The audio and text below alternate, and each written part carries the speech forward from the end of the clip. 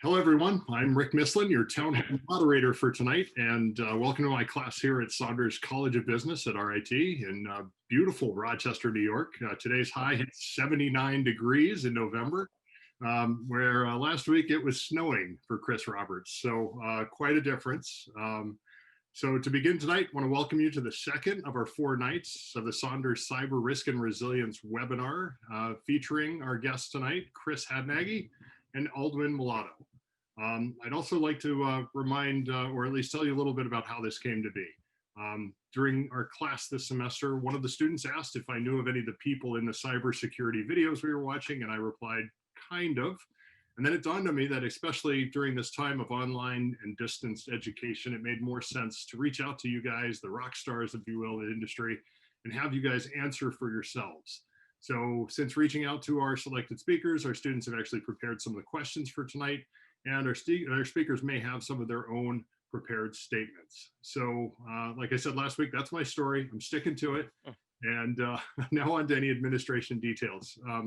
So our Zoom class tonight is being interpreted, captioned, and recorded. So I'd ask that you please mute yourselves and remind you that if you don't need our interpreting services, you can always click on the gallery view to see the main speaker. As per the rules of this webinar, there will be no mute button for our guests tonight. And with that, I'm super excited to introduce our first guest of the night, who we are so glad that I sent the right email and the right link and password, Chris Hadnagy. And Chris, I apologize. Am I saying your last name correctly? You are perfectly, actually. All right. So you're the founder and CEO of Social Engineer LLC. During your 16 years in the information security industry, you've written 4 books on social engineering. You wrote the world's first social engineering framework, as well as had the first social engineering-based podcast and newsletter, and we appreciate you for all of that. In 2021, your new book is coming out, Human Hacking: When Friends Influence People and Leave Them Better Off for Having Met You, will be out, and it's all about how to use social engineering skills in your everyday life. And let's see, you lecture and teach about social engineering around the globe. You've been invited to speak at the Pentagon, as well as other high secure facilities. And as the creator of the world's first social engineering Capture the Flag, Chris leads the way in educating people on this serious threat. Most of my students in our class have seen you and some of your cadre, I will say, at DEF CON and the Social Engineering Village, if you will. So Chris, with all of that said, I know there's more here to say. I want to get started, and I appreciate you being here. And I'm going to just give you a few minutes here if you want to talk or start us off, and then we'll get into either presentation questions or however you want to roll tonight. All right? I have a quick question for you, Ellen. How do you say social engineering in ASL? Social engineering. That is cool. Okay. I don't know ASL, but that was really cool. I wanted to learn that. That's awesome. Well, thank you, everybody, for having me here with you tonight. It's really great, by the way, to be part of a school that values really giving you some experience in the industry before you exit college or exit university and enter the workforce. This is a fascinating time to be involved in this industry. When I say fascinating, I mean that both in a really great positive way, as well as like watching a horror movie, because every day there are things getting hacked, there are bad things happening around the globe, and that can be really depressing and difficult to see. But if you're in this industry, you can actually make an effective difference in society. You can help protect people, protect companies, protect your parents, grandparents, your friends from attacks that are happening all over the internet and everywhere around the globe. So it's a great field to be in. I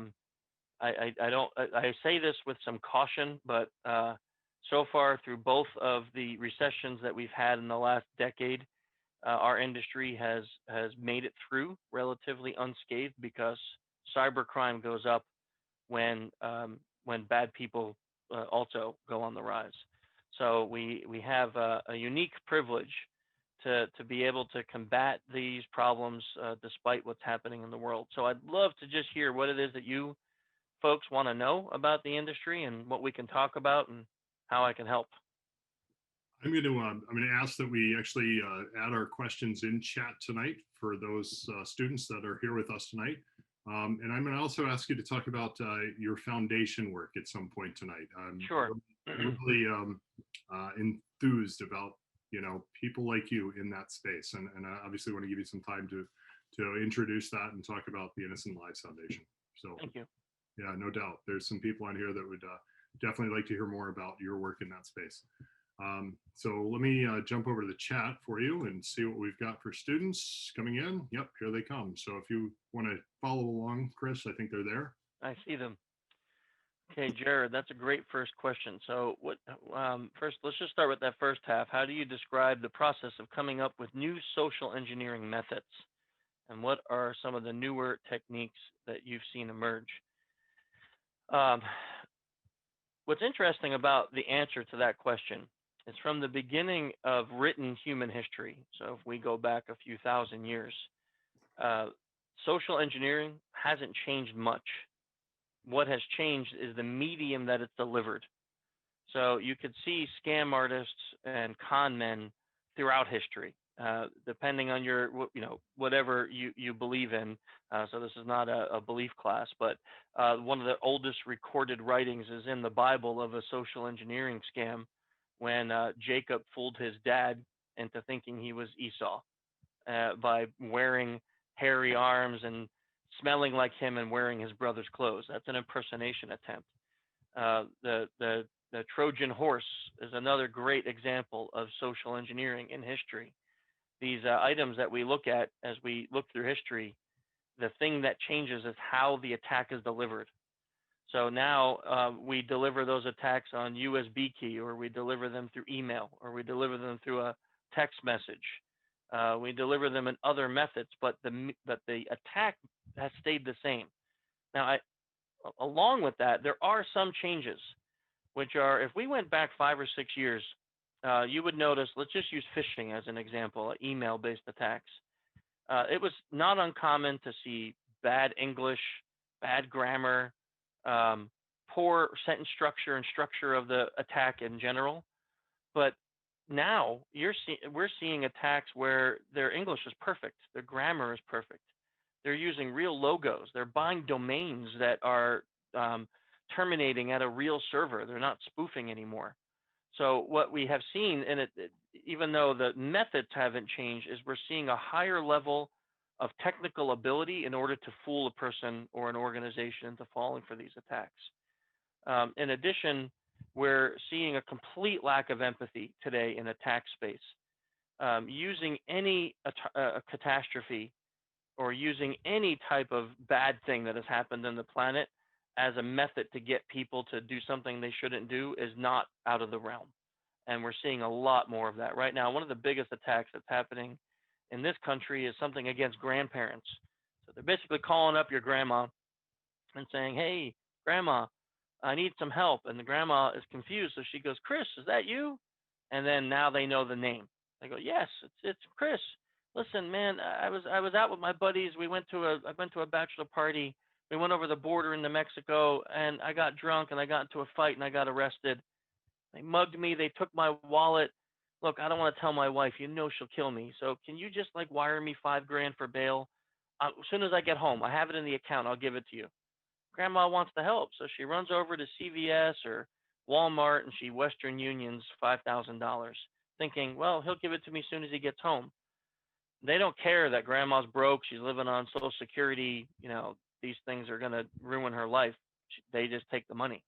And this attack is taking billions a year and things like that. So, no, it's a long answer to your first question, but the methods haven't changed as the delivery method that has, and then the technical prowess to make it seem more realistic. I'm going to kind of just ask about some of the things you just covered there a little bit and dig in a little. I mean, obviously, as technology becomes more profound and easily adoptable, right? Like you mentioned, websites are cheap or available, much easier to set up a domain name now, right? Thanks to Google and other wonderful sites, right? And I guess the other piece is, right, the credibility of the fish or the credibility of the sites even.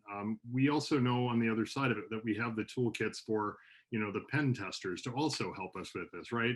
Thanks to people like, Dave Kennedy and others, right? So how do we walk that line, or how do we as white hats, if you will, or even gray hats, kind of be careful of, the tools that we create to do the work. Are there ways to embed maybe some things that say, okay, let's be careful with how we build this out? What's the, and I'm kind of just extenuating the question Yeah. here, the ethical pieces and parts of it. Yeah, no, that's a great question, actually. I think it's a very needed question to discuss. So, I have a couple answers to that. The first answer, which makes it a difficult conversation, is that let's think about a knife manufacturer. They go and they make a beautiful knife for a chef to cook a great meal. He never intended, the manufacturer of that knife never intended that that same product would be used for a murder. Right. Sometimes it is. Sometimes it's used for something really bad. So you mentioned when you were introducing me in my overly long bio that I wrote the first social engineering framework, and the framework, yeah, it could be used by bad guys and good guys because it outlines the exact psychology in fulfilling a social engineering attack. So does that mean that we don't put those skills public or put those tools public because I'm afraid a bad guy will use it? There's an argument for that, but at the same time, how do the good guys ever get ahead of the curve if they don't get the same tools that the bad guys do? And what I often see, and when I get to ILF, we'll talk about that. What I often see in law enforcement is that they're so hampered by law in this country that they give a leg up to the bad guys to always achieve their goals. So I'm more on the side of white hat for sure, not gray or black. Yep. But I also feel that the moral structure is a responsibility for each one of us, not for the producers of the tools.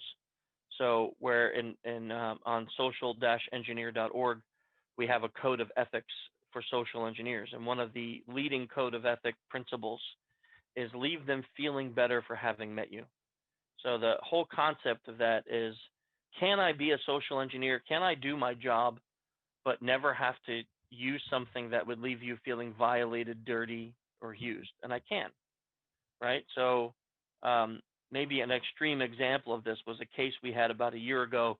We got hired by a large bank who was hiring a female C-level, and they have this thing they do where they hire us to do something called a risk assessment. So we do a human-based risk assessment. We look at this person's online portfolio and profile, determine if there's risk that an attacker can get in. This executive, like most women in the industry, probably worked really hard to get where she was, probably harder than most men would work to get to the same place. And we were given her information and started looking into her. And she was 30-something, late 30s. When she was younger, much younger, in her early 20s, she had hired a photographer to take artistic nudes of her. So they weren't pornographic. It wasn't like a boyfriend leaked it. It wasn't revenge porn. But this photographer put them on his website without her permission as marketing material. Now, this woman was truly beautiful, and she looked like a famous actress.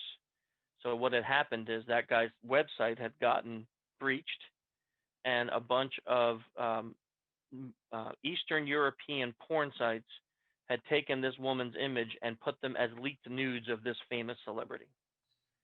So we have found these photos now, maybe a malicious person, a person without the code of ethics, would have used that because that shows a big vulnerability.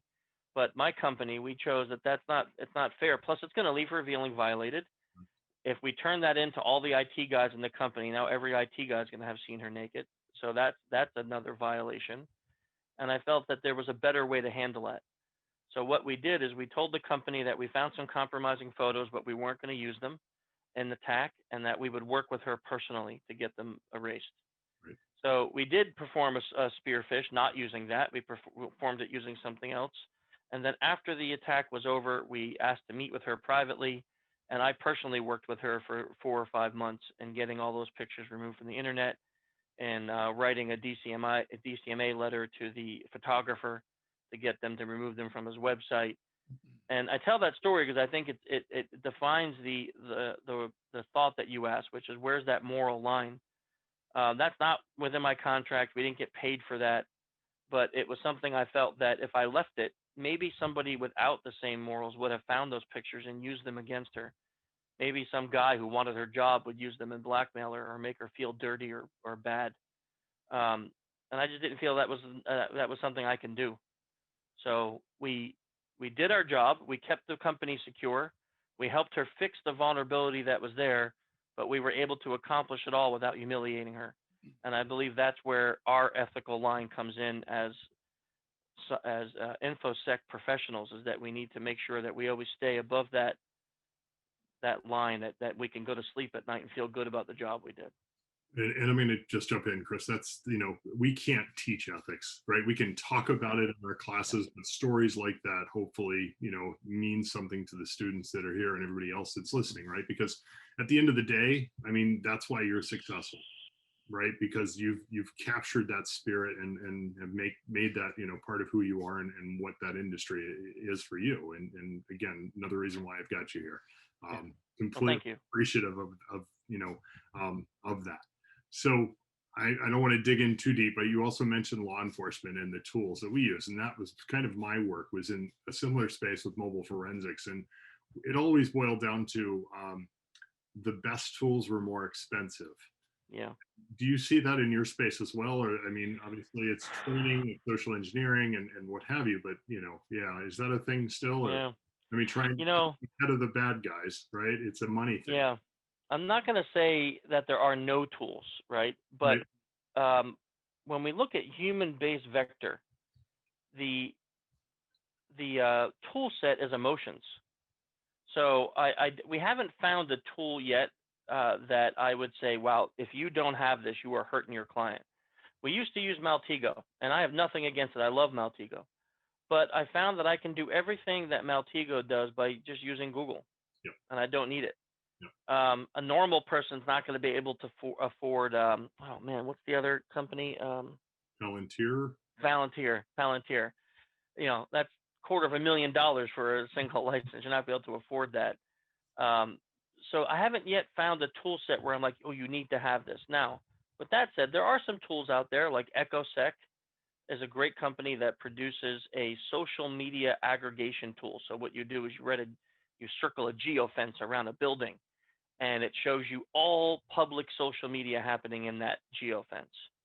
And I've used that tool extensively to say, are any employees leaking data they shouldn't inside your corporate building? That's a wonderful tool that saves hours of time of having to look at public, Google searches to find those answers. But regardless, I would say that a lot of there are no like expensive tools that I would say you really should look at having. It's more, human hacking is more of a mindset than it is a tool set. And it comes down to being able to critically think and learn how to think outside the box to accomplish that problem that is in front of you, that you will more times than not help you determine what to do next. And it's not generally a tool set. When you get into SE teaming or red teaming, then where you'll spend your money are on things like cameras, lockpicks, and other tools that you'll need in order to accomplish those jobs, which we have, and we do spend considerable money on those. Sure. The phone may be your most expensive, right? Yes. Yeah, $1,000 for those things nowadays. So. Very good. I'm going to let you go back to the students' questions. I see one here from Christopher. Where do most of these attacks come from? Are they majority outside of the U.S.? And how have these threats developed over the years? I've read countries like China and Russia don't teach ethics in technical degrees. So, Christopher, if we break down the attacks in a couple different areas, then the answer makes a little more sense. Let's take the highest level, nation state. So nation state attacks will come from outside the U.S., right? So a nation that is attacking our nation or vice versa. So you will see those attacks coming from Iran, China, Russia, or other countries that may not be pleased with us at this point.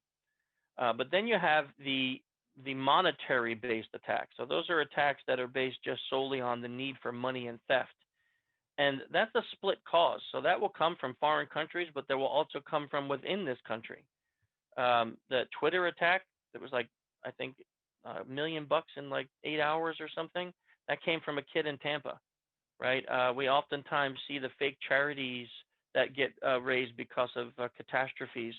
They're right within this country.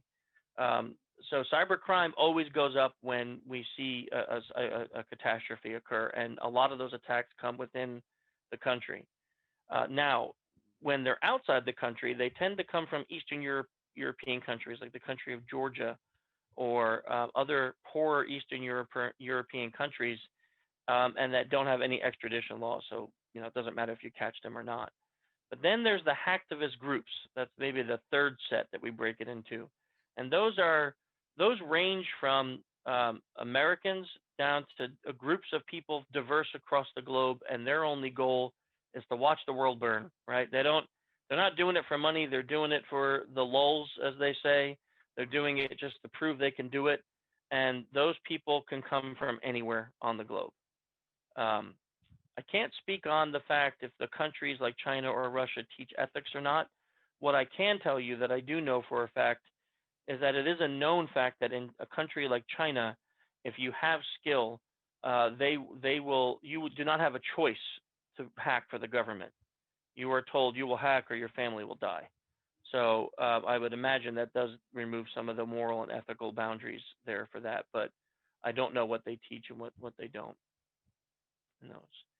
Let's see, for managers and leaders in a business, what steps can be taken to help prevent and defend against attacks? Great question, Jacob. So there's a few things. Now, the one thing I just want to say, and this is going to sound so negative to start off with, but anybody that tries to sell you a solution that is 100% hacker proof, they are selling you snake oil. There is just no such thing, right? The other thing I'll say that sounds negative, but it really needs to be said, is that our industry is a reactive, not proactive industry. If we were proactive, I would be doing this speech from my private island in the Caribbean while on a hammock with a coconut filled with rum, because that's how much money I would have if I can be proactive. But I can't be proactive. So what we are in this industry is we wait for the bad guys to do something bad, and then we say, crap, how do we fix it? And now we go and we fix it. And that's what we do. So what can managers and leaders do? Well, you could take that proactive approach when it comes to education. So education meaning, let me give you an analogy that will maybe make the point across better. If any of you here wanted to learn how to box, you would go into a boxing gym and you would say to the trainer, hey, teach me how to box. And what you would expect fully is that trainer would bring you back to a heavy bag, and they would show you how to hold your hands. They would show you how to punch. They would show you how to hit the speed bag. They would then put protective gear on you, and you would have so many sparring partners before you ever got in the ring for a real fight. It may be a long time before that ever occurred. And that person cares about you and is preparing you to take a punch and give a punch. We can take that same analogy in the corporate world. You're putting your people on the internet, working 8, 9, 10, 12, 15 hours a day. Prepare them. Fish them monthly. Fish them with not to show them how stupid they are. Fish them because you want them to be stronger. Fish them, right? Call them on the phone. Show them what an attack feels like before the bad guys show them. Because when a bad guy show them, it's not going to be good. It's going to end very poorly. But if you show them, it's in a safe environment. It's kind of like your class here. You may be taking a pen testing portion of this class, and you go into a lab and you hack a server. That's legal. It's fine. It's great. You could do that. You go in, you hack away at a Windows machine, and you get a shell, and everything's awesome. But if you go out and do that in the real world, you're going to go to jail, right? So what better way to show your people how to defend from attack than to educate them? Then the second thing is give them the ability to have the tools from technological standpoint that do keep people protected, like password managers, second factor auth on everything, the proper VPNs, firewalls, those kinds of things, intelligent password policies, these things that can make your company stronger. And then last but not least, give your company a place to report these things without fear of shame or punishment. I find that in the almost 20 years of doing this, that companies that have a reporting agency within their organization always fare better because their people feel like, oh, I just got this weird email, let me go tell somebody.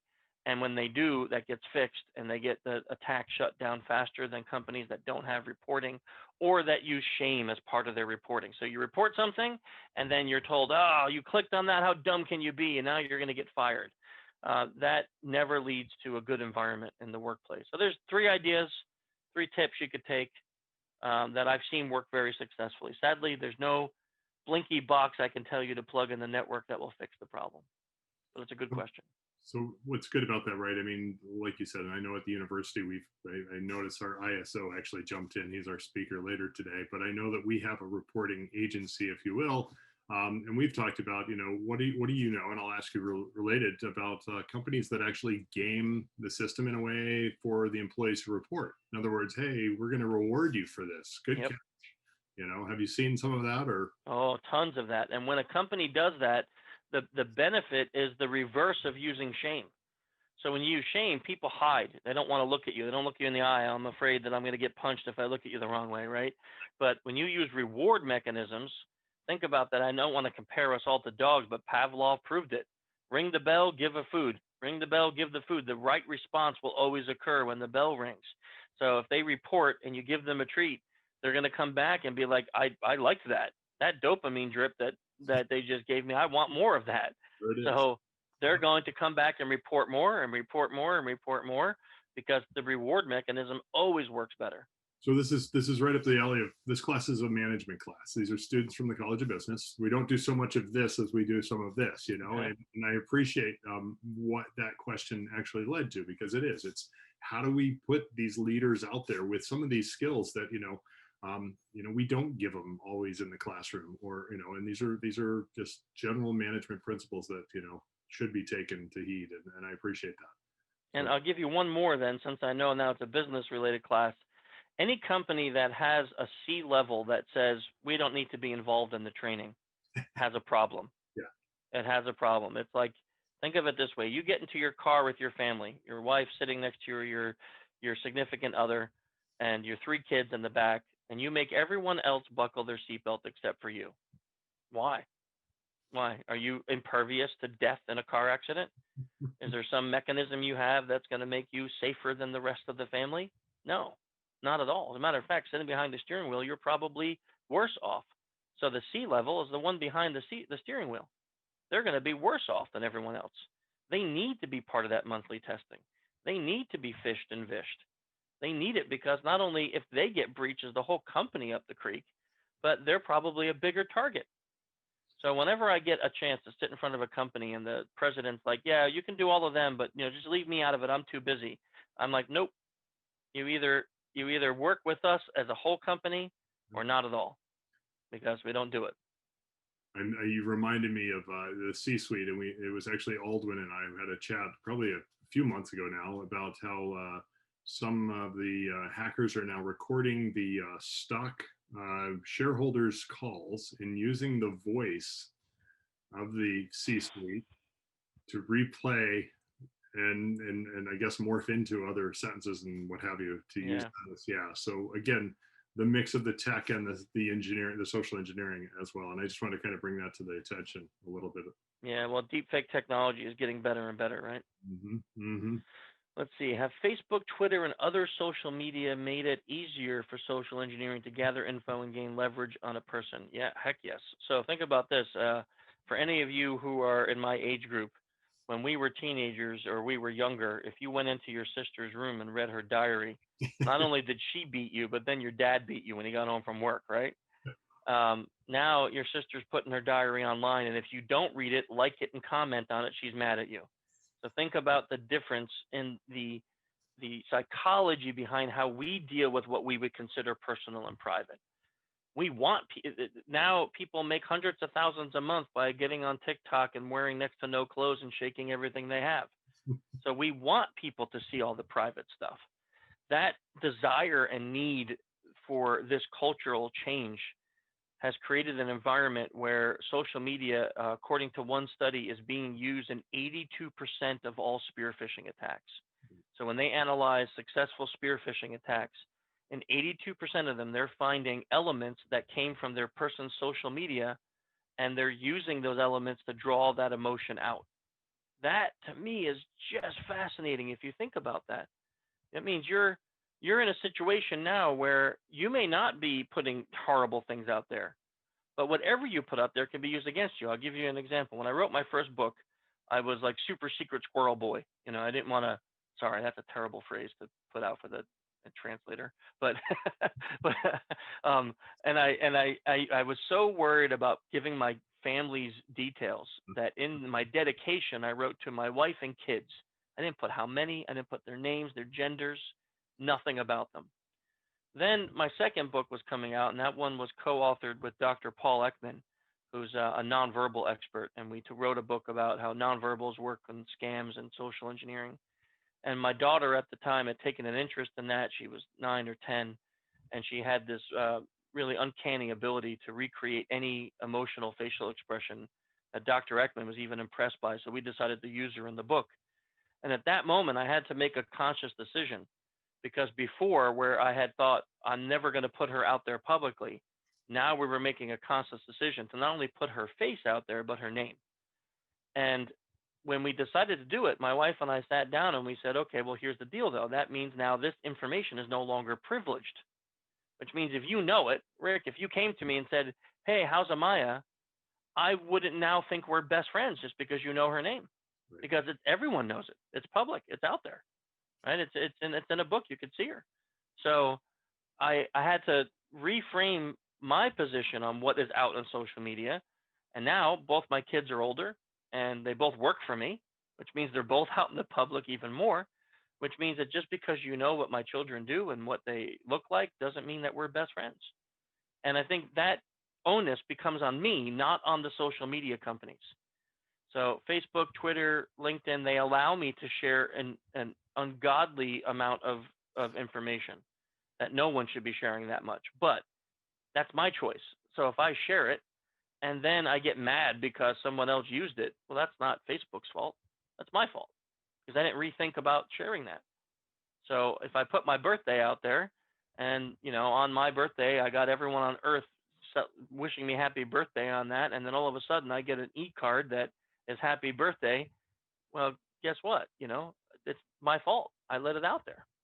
So we have to reframe how we think about social media, but I'm not anti-social media, but to answer the question directly, it is a huge threat to human hacking, because we are, nowadays, if you have a company and you're not on social media, you're suffering.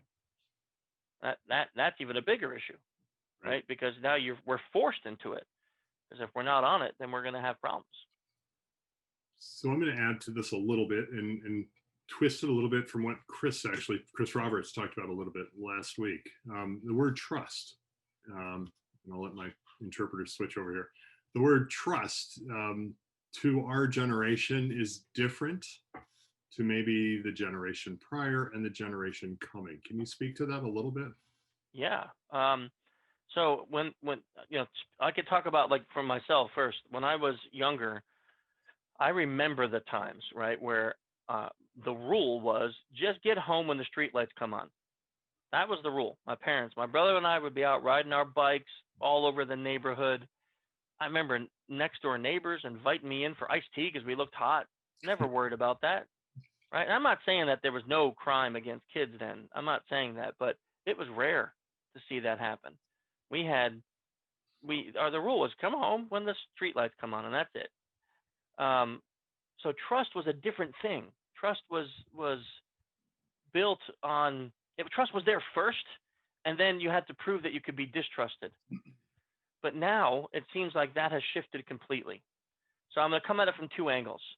First is we're all so used to being scammed, so used to being phished, so used to being called. I mean, how many of us get 5 or more calls a day on these devices that someone, we have no clue who they are. We let it go right to voicemail.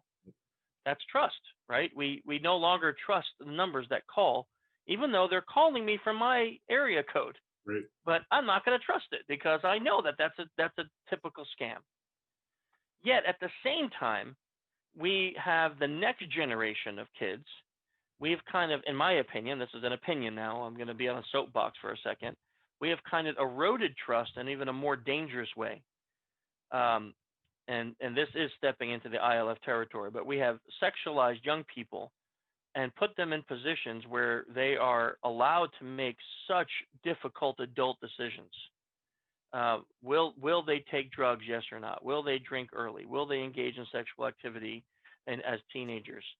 And we've normalized that to such an extent that our children now are making decisions, and then that's altered by the ability to potentially make money, right? So how many people want to become TikTok famous? Because becoming TikTok famous may mean that you are now making hundreds of thousands of dollars a month or more. And to do that, you may have to make some decisions that in the past, as a parent, we would never do that. Put my daughter on the internet dancing in skimpy clothes, I would never do that for money. But now parents are doing that because, well, man, we can make a couple $100,000 a month. It's crazy, right? So coming at it from two angles, one is I think our generation has been taught to not trust as much, but then the next generation is being taught to trust so much, and we can look at just in the last few years what has happened with fake news on social media.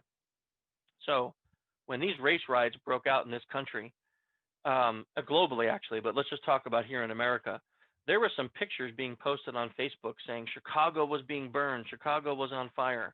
And those pictures were from Beirut in the 1990s. But they were being posted as news on Facebook and on Twitter as buildings in Chicago burning. People believe that. People believed it, right? And it's social media. Think about a few years ago, someone hacked the Associated Press Twitter account, and they tweeted that the White House was bombed. The stock market dropped $4 billion in a day. $4 billion in one day it dropped because of a tweet, right? Our society has become a society where we trust social media so much that it will affect our lives, our financial decisions, our life decisions based on that. And I'm going to step off the soapbox in 1 second. Okay. So, but I think that is, to me, is such a cultural shift, and I don't have a solution for it. All I have is irritation at it. Because the solution is a societal change. Yeah, I mean, it's difficult when it is so prevalent in everybody's life. And as you said, the dopamine effect, right? I mean, even if we're not on it yet, we want to get on it because we want to see what's going on. Yep. And then once we get on it, we get sucked in because we're just feeding the brain more and more of what we want to see. Oh, and not only that, but it's been proven that Facebook, Instagram, TikTok especially, they use algorithms that take everything that you search for in your phone, not just on those devices, everything you search for, and they only feed you content of the things that they know you're interested in. Now, just try to imagine the danger of that. You're in a closed bubble that only is be given details of your belief system, nothing outside of it, nothing that contradicts your belief system. How can you possibly critically think when you're never contradicted in what you believe? Now, I'm not saying that you have to go out there and challenge every belief you have, but this is the nature of critical thinking, is I want to say, and I'll say this regardless if it's popular or not, I believe in God. But is that because my parents told me to? No. It's because I took time to prove it to myself, for me, right? But that took critical thinking. That took me questioning everything that I believe in to prove it if I was right or wrong to me, right? Now, that to me is the nature of what critical thinking is about, but social media promotes the opposite of critical thinking. It promotes a very closed-minded thing. I did an experiment, and I just wish I could have published it, but it wasn't scientific enough, where I started an Instagram account, and I just searched for cops killing African Americans. And it was, every video was cops being racist. Then I started another Instagram account, and I typed in things like thin blue line, blue lives matter. And all I found was cops doing great things, giving shoes to homeless. And that was like just two things that are so polarizing in this country right now.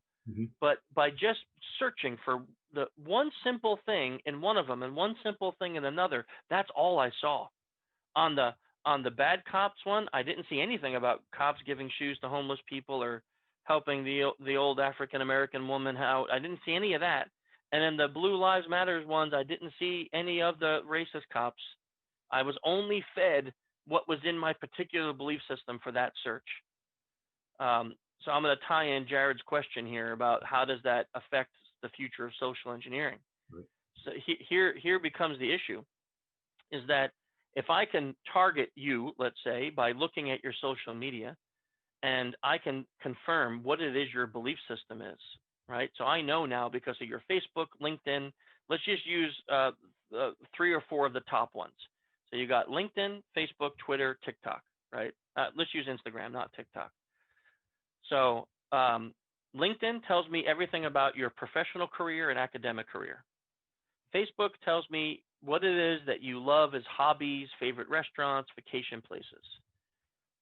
Twitter tells me what you're doing right now, right? In 140 characters or less, what you're doing this moment. And Instagram shows me all of your best selfies, where you've traveled because it geotags it, and all of that stuff. Now, if I take those 4, I can build a psychological profile on what will trigger you and what will not. So social media, especially because now it's only feeding you the content of what you like.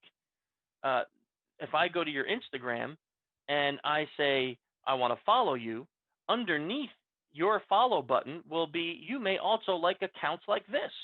Do you know what that algorithm is? That's Instagram showing me who you follow. Right. So if I go to that and I say, oh, well, that means Rick, he follows this and this and this. Now I can go to those accounts and I get a little more on what you like. Building a psych profile on a target using these methods, simplistic. And that is the future of social engineering. If you haven't seen the movie Minority Report, and I know it's sci-fi, but if you have seen it, you'll get this. There's a scene where Tom Cruise is walking through a mall and he had his eyes replaced. And the retina scans are reading his eyes that are from, I guess, an older Chinese man, and it starts showing him ads for this guy. And he's trying to hide it, hide and stuff. But this is the point. It's like we're getting to a point where maybe it's not our retinal scans, but when you touch a device that connects to the internet, you are being fed information that is specific for you. And bad guys are also doing that. So the future of social engineering is a scary one. I think we're going to see less software and hardware-based attacks, and we're going to see more human-based attacks. Yeah, most definitely. There were 2 pieces in there that I wanted to grab on. Hacking the Mind PBS series. Have you seen Yes. it? Yep. That's exactly. See, Yep. that was a lot of that is kind of the basis for what you're talking about there. And the other was I used to do mobile device exploitation years ago for agencies and other stuff. We used to talk about the Trinity, right? Because this was pre-social media, and the Trinity was context, call, history, and text messages.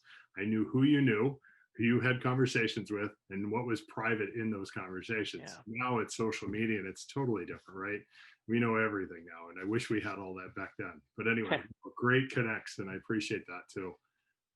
So I know we have other questions that are out there because they had a pre-generated list. If nobody adds one, I'll jump to that list. But I know we've got quite a community here. So if anybody else has a question too, feel free to jump on the chat and put something in there. Chris has given us some great information tonight. So I'm going to bounce over to that really quick. Let's see. Okay.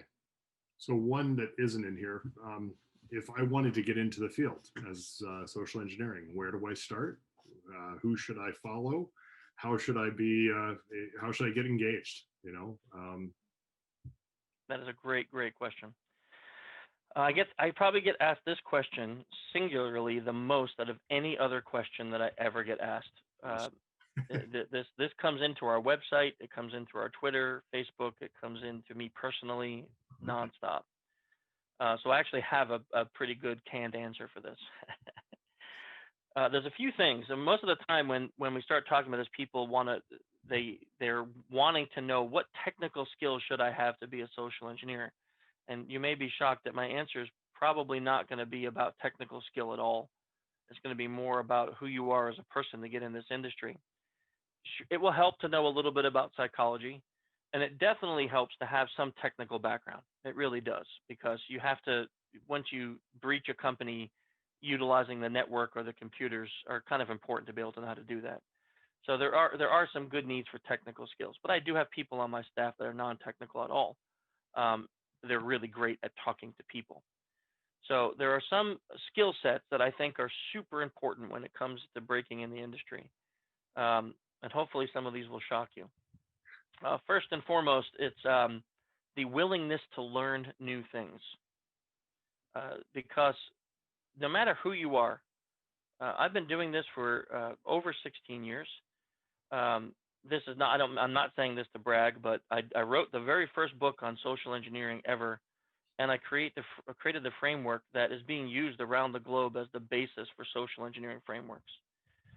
My code of ethics is being used by numerous countries as a code of ethics for social engineering work. And yet every day I learn something from my newest employees. They'll come in and they'll figure out a new way to do a vishing call, or they'll come up with a genius pretext that I never thought of. And I'll just sit there and be like, what the heck? Like, how did I not think of that? How is it that I've been doing this for so long? You just got in the industry and you thought of this amazing thing. And if you have this attitude where it's like, look, I've been doing this for 20 years, you're new, just shut up, I'm going to teach you, then you're never going to be good at this industry. You can't, because that attitude will wreck you from growth. So that's the first. There's a willingness to learn new things. And then probably one of the most important is something called ego suspension.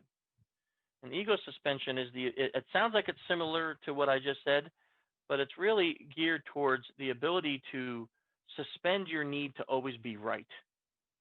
And when you have that need to always be right, that means that even when you're wrong, you kind of dig your heels in. But ego suspension means my ego is not as important as doing the right thing for the industry, the client, the company, whatever it is. And that sometimes means that we have to eat crow, right? We have to be willing to say you're sorry, willing to admit that you were wrong.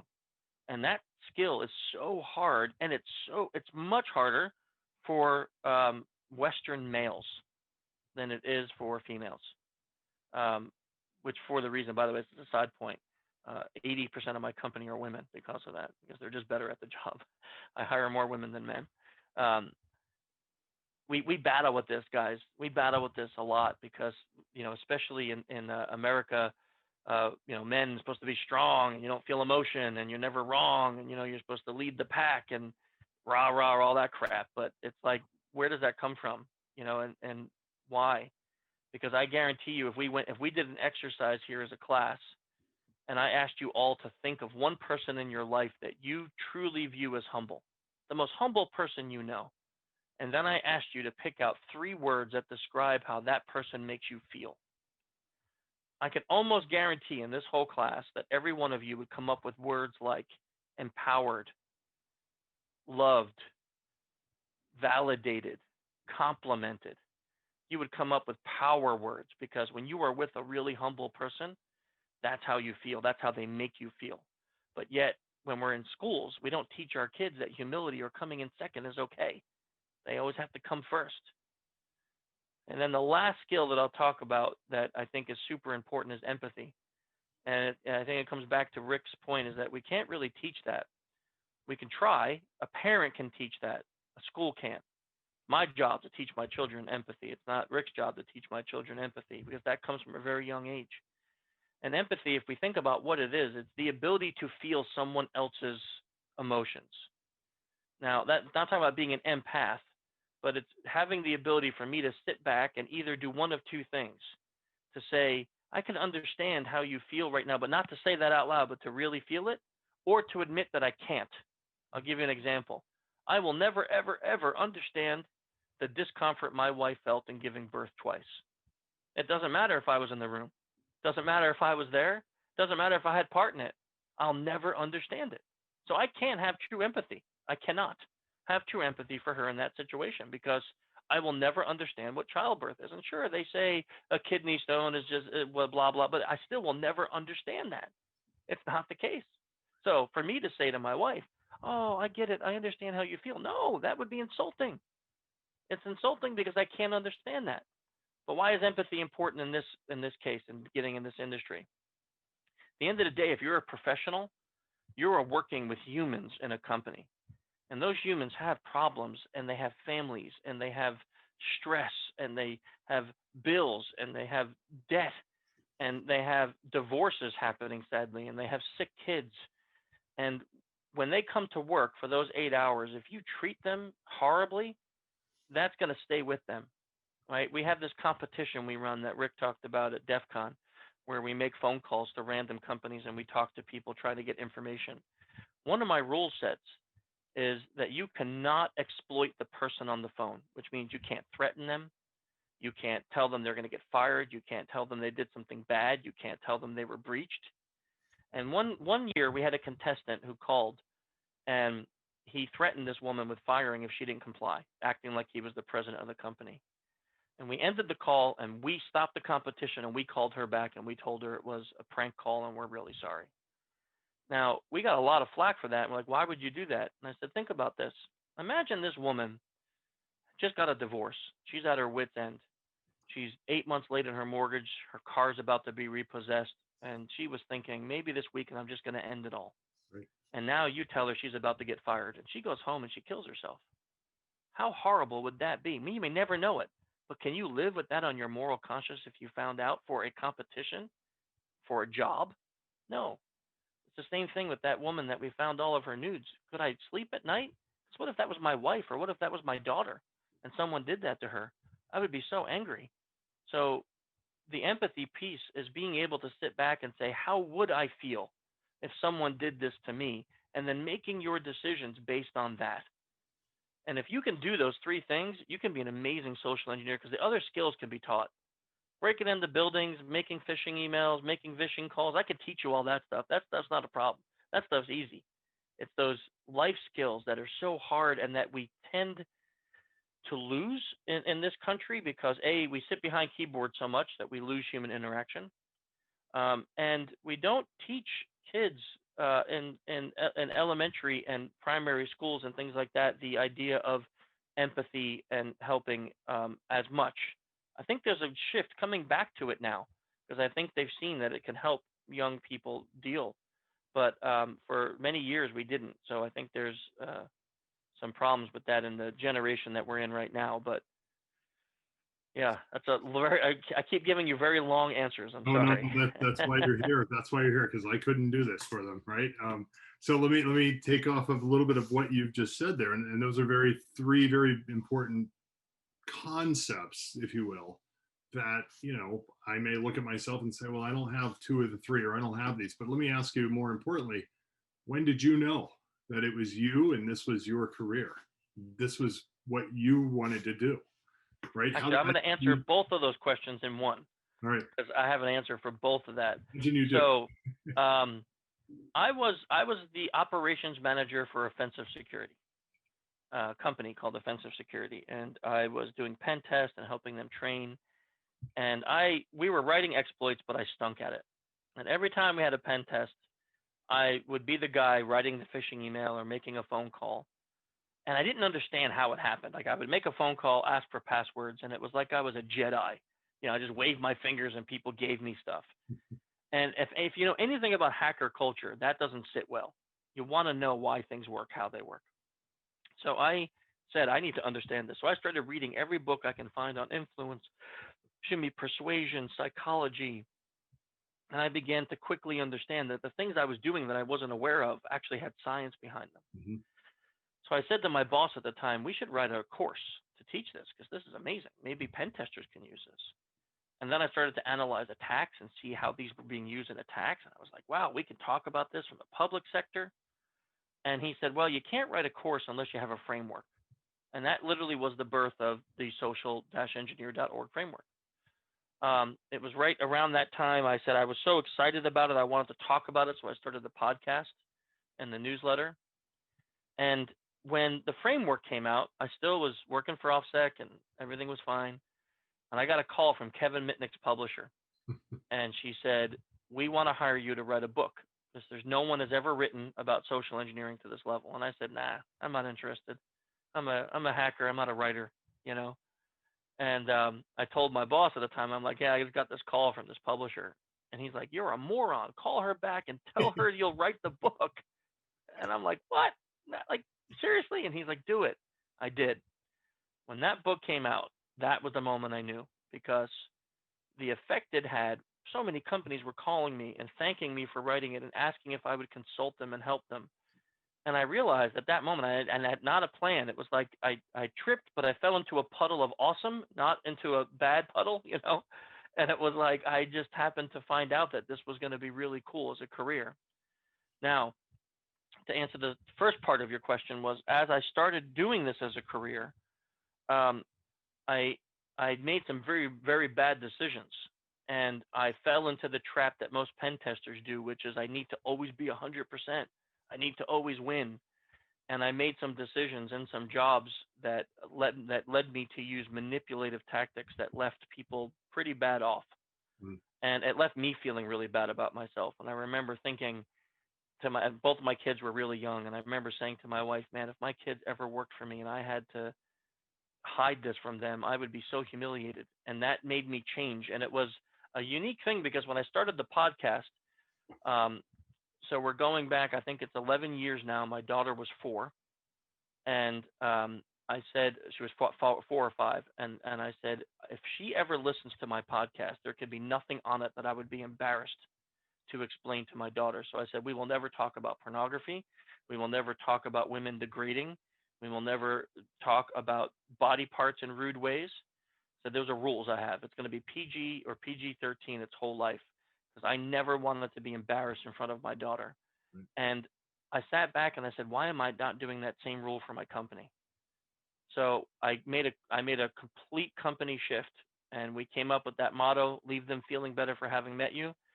And I said, okay, can we do it, guys? Can we do it? Can we make it? And we worked for years, and I knew at that point it was going to be a great career. And then I'm going to take it one step further to answer your question. My course finally came out, and I started teaching. And at the time, it was called um, Social Engineering for Pen Test Professionals. And and I remember the first time I was teaching that class 4 years in, that I sat there and I would go through the students and I would ask them, so why are you here? Why are you here? You know, what do you do for pen testing? And 50% of the class were there and they were in InfoSec. I had a sales guy and I said, Chad, why are you here? I mean, it's a sales guy. Why are you taking this class? He says, oh, one of my buddies in my company took it and said this was life altering. I'm here not because I want to be a pen tester, but I want to learn this stuff. I had a Zumba instructor in that class. Not kidding. I said to her, Rhonda, why are you here? She said, oh, I had a friend, one of my boyfriend. I had a boyfriend that took this class, and he said it was so amazing. I needed to come take it. So I'm here. And I went through this. I had stay-at-home mom. I had a psychologist. I had all these people in this class, and I'm like, I literally sat out in the hallway with Robin at the time, like, this is changing my life. Like, there are people coming to this class, and not because they want to be a pen tester. And then I had a few cases of where the things that we were teaching in the class help people make effective life changes. You know, they chose a different career. I had one guy that he literally, that's in my new book coming out. He told the story and on to an interview about how we saved his marriage. It wasn't the intent of our class, but it was what happened. And that made me realize that this is not only going to be my lifelong career, but it's rewarding. Because if you keep to that moral ethical line, you do this, it's not just about keeping companies safe.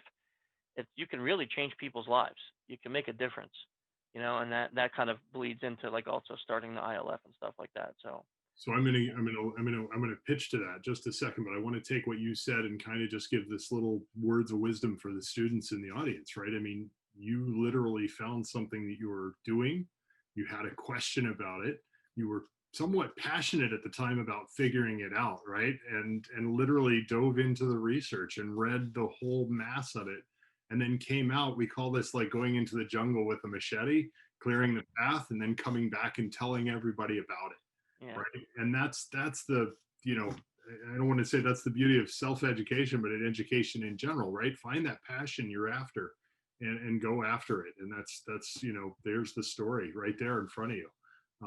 So that's awesome. And I appreciate you telling that, because I think sometimes we kind of question, what are we going to do in this field? What are we going to learn? And how do we get to, you know, this level of achievement that you've brought us tonight?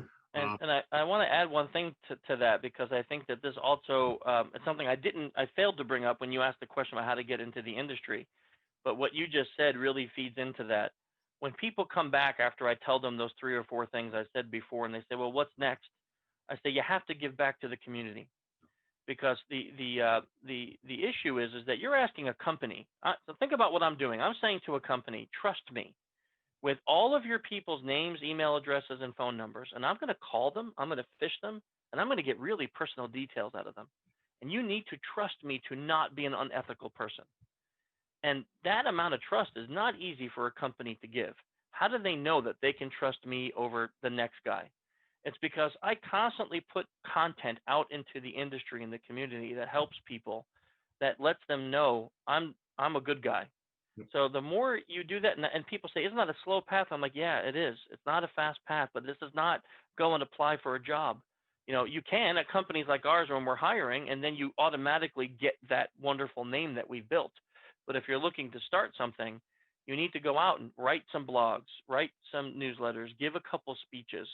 That name will carry with you if you do a good job, and people will go, "Oh, that's the guy or gal. I remember seeing his speech at this conference. Oh, it's on YouTube." And you can reference that, and that helps you get in the industry a lot better and faster. And I'll add one more piece of that you've done really well. You highlight the people that are working for you, right? I mean, we see the videos of your employees, not you always, right? And that's huge, right? Because like you said, you learn from them, and they're doing things that you never thought of, or doing it better than even yourself maybe. And that's huge too, as a management takeaway. All right. What's valuable about that, Rick, which I think is a good point, is when, and I didn't do this intentionally, but when I started, the company was all about me. And then what happened quickly is I realized that we can never grow unless I can clone myself.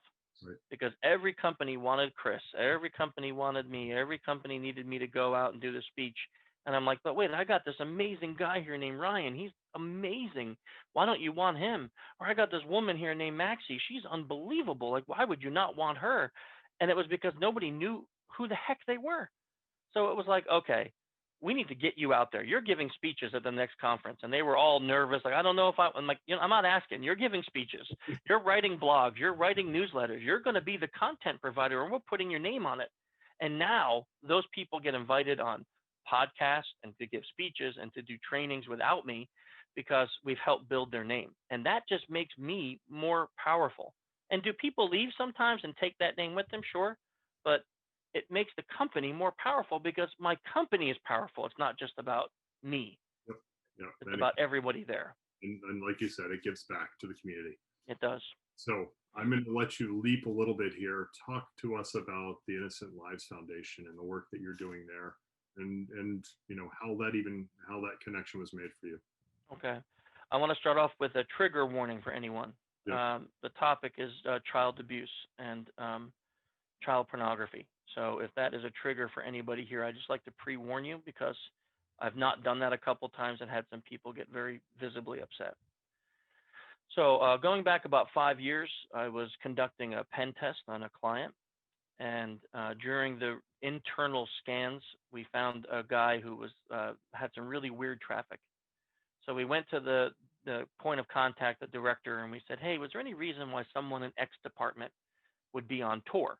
Tor is, if you're not familiar with it, is the Onion network. It's the dark web. And the director said, "No, there's no reason why anyone in that department would be on that." They said, "Can we sniff the traffic?" I said, "We can't, but what you can do, since you own the machine, it would not be illegal for you to put a keylogger on that machine." So we did. We found that this guy was using business trips to fly to the Philippines. He was molesting small children. He was videotaping it, and then he was trading and selling those videotapes on the dark web while at work. Because he had a family at home, he didn't want to do it at home and get caught. So he did it at work. I worked with the federal government for a couple of weeks, and that guy's in prison right now. And that felt unbelievably good. Up to that point, I never thought about any skill I had in being anything more than just a greasy little hacker that does some things and whatever. I never thought about actually saving a life or stopping a crime. That wasn't in my 5-year plan. But that really built a desire in me, that one event. So I was telling some students this story, and a class I was teaching. And afterwards, one student came up to me and said, "Hey, I do some volunteer work with an organization that helps stop the trafficking of young Asian children into America for sex slavery." At the time, I was completely shocked. I said, "Wait, there is a trafficking ring for young Asian girls? We're talking 4 or 5 year olds into America?" And they're like, "Yeah, there's all these massage parlors that have backdoor, backroom agreements, and you can get little girls at these places." And I'm like, it blew my mind. And I said, "Yes, I will help." So for 2 years, I worked with them, and we did a lot of great work. We closed some cases. A lot of people got arrested. And then I said, I wonder if there's other people, because the more I worked with them, the more I kept hearing were, "Man, I wish we had more people with your skill." And I'm thinking, I'm not that great. Like, there are people 10 times better than me in this industry. So I just went one year. I was at a conference and I started talking to some folks, and I said, "Hey, if there was a group that got together and, hunted predators, would you be willing to help out with your skill set?" And I couldn't get over how many people were like, "Heck yes. Yeah. Like, we need that. We would do that. I'd volunteer my time for that." So 3 years ago, I started at the ILF, which is the Innocent Lives Foundation. It's a 501c3. It follows the same principles that we talked about here with Social Engineer. So the first thing I did was I hired a shrink. She's one of the 4 employees of the company. Um, every person that volunteers for the organization gets free therapy, because you can't do this work and not be damaged. We're Right. not a vigilante group, so we're not those groups that you see popping in at McDonald's with the cell phone saying, "Hey, George, why are you here meeting a 13-year-old?" Right. Those groups actually do more damage than good, because that guy doesn't get arrested. He just goes home and now he's smarter. Yeah. Um, so what we do is we use our tech skills to work next to law enforcement, and we uncover and unmask people who are using the internet to hide. And we unmask who they are in real life, and then we hand that person over to law enforcement so they can be arrested. And this year already, we've worked 197 cases, with 142 of those going to law enforcement for further apprehension or work. We have 50 volunteers. We have 4 full-time employees, and like I said, we're a 501c3, which means that we live off of donations. um, but it's an amazing organization that has done so much good, and I thought it was going to be a 5 or 6 of us in a room once a month hunting predators, and it turned into this unbelievable organization that is, the board of directors is amazing. My lawyer's on it, Tim Maloney. Um, AJ Cook, who is an actress from the TV show Criminal Minds, she's on it. Michelle Ward is on it. She's a famous clinical psychologist that has some Discovery Channel shows. Robin Dreek is on it. He's the ex-director of the FBI's BAU, Behavioral Analysis Unit.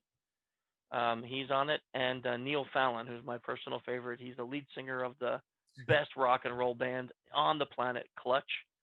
If you haven't heard them, you definitely should. He's on it. And this board of directors does so much to bring awareness and help raise funds. And yeah, we're doing a thing. And it's like an amazing thing that's happening. And we're closing cases and helping stop predators and save kids.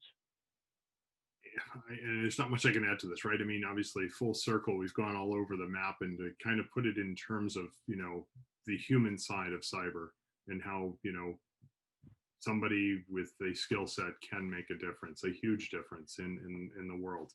I talk about, kicking a dent in the world, and that's obviously what that work has done. So I want to say thank you, obviously, for telling us about it, but also, for just enlightening us a little bit more on the need, if you will. Especially now with COVID, man. There's crimes against children are through the roof, because not only are we all online more, but predators are online more, and everyone's at home. So the grooming and the grooming and exploitation of children has never been higher in the world. There's been a 15,000% increase in the last 10 years. It's disgusting, and sadly, again, I'll say this one thing, and I won't get graphic, but sadly, what we've noticed in COVID times is that the age of the target victim has gotten younger, to the point of now where there's whole forums that center on infants and toddlers. So the need for it is more than ever before. So Uh, give People us are just sick. give us the address to get to it so that if we want to volunteer. So it's innocentlivesfoundation.org. Okay, fair enough. I also want Thank to be you. And thanks for letting me talk about that. no. It means a lot to me as well. I appreciate the work and personally, yeah. I mean, I won't dig, but yeah, I get it. Let me also be respectful of your time. I know I had asked for an hour. It's 7:12, and I went over and I said, It's okay. go over. It's okay. I'm going to ask if there's any other students that from the class or from the group tonight that have maybe a good closing question or something that we haven't covered. And cybersecurity, if you've noticed, covers a lot of different topics, right? And that's kind of the neat part about this, is it's not straight down the road. Cyber, right? And that's why we're doing this. So I appreciate this. Anyone else? Last chance. Anyone? I shouldn't say ever. I'll be back. No, we'll have another version, I'm sure. So yeah, awesome. Thanks, Thank Lynn, you. for being here tonight. And thank you to your translators. They do an amazing job. So I don't know if I told you, RIT, the university you're at, is also the National Technical Institute for the Deaf. So I did not know that. All of our classes are interpreted and captioned. We're actually recording this, and there will be 4 files that get downloaded afterwards. So the interpreter file, the actual caption file, this view of you only speaking, and then a composite. And so that'll be all in posterity for our students, to watch later. Just a wonderful. I mean, what a wonderful service to have. My son is hearing, but he took time to learn ASL to volunteer to help others who are deaf or hard of hearing. So this language has a special place in my heart because my son knows it so well. But it's just such a nice thing to see that this information is not being held back because of Right. Someone who can't maybe receive it in a way that everyone else can. So no doubt. Thank you for doing that. That's really awesome. I tell my interpreters every time too. I lived in a neighborhood of interpreters. There were a few of them in the area, so they've got a special place in my heart too. So yeah, and you ladies do a great job, both of you. So thank you. And sometimes I talk way too fast for them. They're like trying to catch up, and that Kermit the Frog video I've seen before. That's why I was trying to slow myself down, because I realized that if you could do that, it might help the interpreter not get so stressed. We're not at an Eminem rap concert, right? Right. However, these guys do interpret the concerts too. I've seen a few of them there. Yeah. I don't know how. That is just crazy skill. So let's see. You've got a couple thank yous here, private citizen. Thank you. There it is. Another question, right? Awesome. With AI doing things like picking the news, national news, in terms of what we are seeing, do you foresee the day when AI takes over social engineering? Oliver, that's a great question. So I don't see a day that AI takes over social engineering, but I definitely see a time when AI is going to be used more in social engineering, where bots will help scrape information or where bots will be used in attacks. There are some scary realistic AI bots out there right now that can mirror a Twitter account, and not mirror as in just copy the tweets, but psychoanalyze the tweets and then reply to you in the same communications pattern. Yeah. That's mind-blowing to me, right?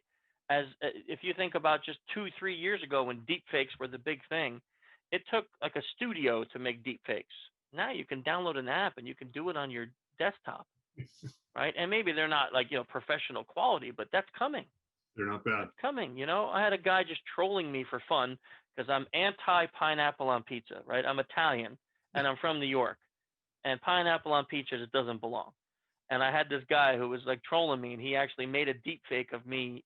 He made of himself eating a pineapple pizza and saying how awesome it was, but put my face on it and then posted it at an ILF thing. And it was funny, but I was like, how scary real it was.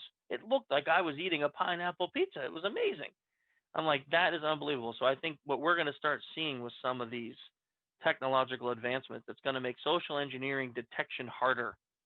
And all I'm hoping is that we can, as our community, can start to use AI to make our social engineering detection stronger. That's what I'm hoping. Are you in that space? Are you working with any groups that are doing that kind of work to, keep us ahead of the game, if you will? We are in a DARPA project right now, where so there's two companies involved in it. The company that is building technology that is supposed to be able to track live calls and put a warning on a screen to tell you if the call sounds illegitimate or not. Sure. We are the attack side, which means when they build their tech or their bot, we get to attack it to see if we can fool it. Sadly, so far we've been overly successful. Give you an example. They say a bank would tell their customers that we never ask for a password. So if someone from the bank calls and says, we need your password, that can be a red indicator on the screen. So all I did in my call to fool it was say, hey, this is Paul from the bank. Listen, we have some IT issues. I need your password. And AI doesn't know that word is password. Yep. So I was able to fool it. So, but the time is coming where AI will not be fooled by that. So there's pro and con, right? AI is scary in the sense, I know what I'm not one of those guys that thinks we're going to actually see Skynet occur. I don't think AI will become sentient, but there is a time where AI will be able to outthink and more quickly outthink humans, which means we may become very reliant on it, which the scary part, anytime humans become reliant on technology, is we get lost when that technology breaks. And a silly example of that is think about the last time you had a power outage and you had no TV or computer. Right. How many of you sat around and went, what the heck do I do now?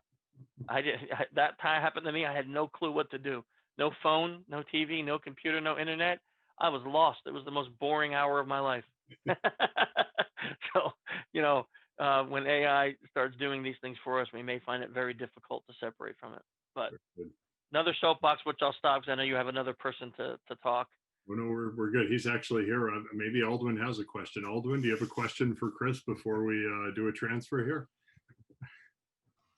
There he is. Hi. Hey, Hi, Aldwin. Hi.